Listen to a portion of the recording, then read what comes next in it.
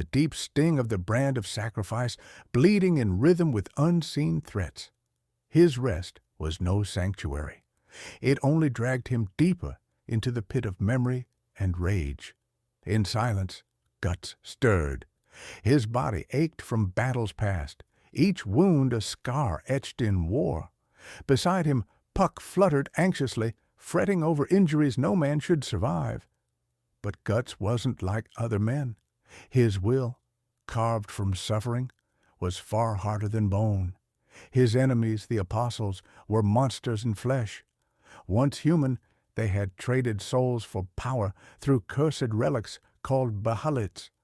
Guts had slain another, the Count, a beast who'd sacrificed his own wife. But it brought no peace, not for Guts, not for the girl who called that monster her father. Her name was Teresia. He left her crying among ashes, her grief a mirror of his own.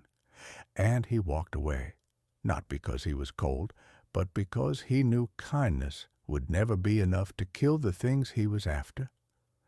The journey continued. The brand bled again. In a ruined town tucked beneath a dying sky, Guts was met with wary glances. The townsfolk whispered behind closed doors. They sensed it, the shadow that followed him. That night, the air turned foul. A chill cut through bone. Whispers slithered through cracks in the walls. And then the darkness moved. Spirits, wailing, shrieking, formless souls, poured from the abyss, drawn to Guts like moths to flame. They were not apostles, not yet. They were remnants of sacrifice, hungry echoes of those left behind, and Guts, half dead already, stood to face them. With his great sword, the dragon slayer, he cut through the fog like a reaper.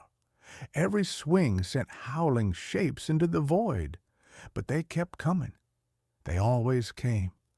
Puck screamed at him to run, but Guts didn't run. He never had. Not from demons, not from death. When dawn broke, the streets were red with blood, and the spirits were gone. Guts collapsed in the silence, not victorious, just breathing. But the brand never rests. As Guts healed, nightmares returned. Echoes of betrayal, of crimson fields, of a man with white hair and a god smile. Griffith. A memory surfaced. A campfire under the stars. A dream shared between two men, one reaching toward heaven, the other wondering what a dream even was.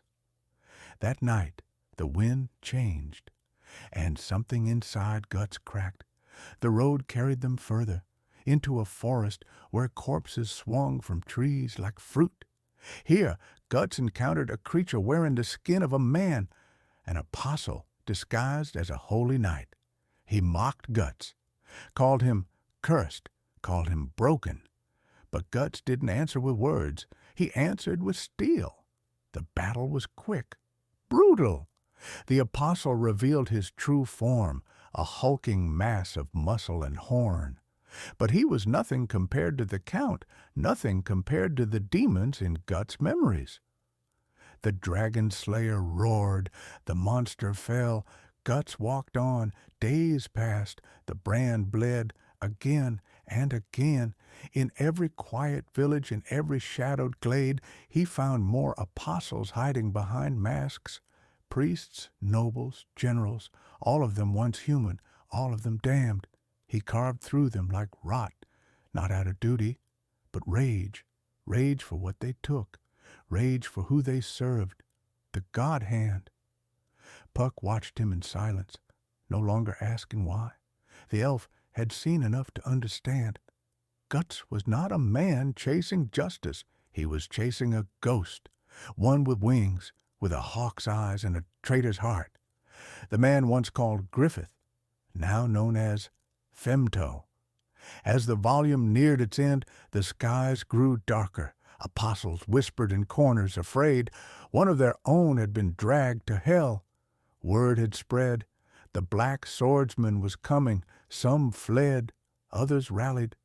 But it didn't matter. He would find them all. In one ruined chapel, a lone apostle waited for Guts. They spoke briefly, the beast offering a twisted sermon about fate, about how all things were drawn toward darkness. Guts listened. Then, with no emotion, he attacked.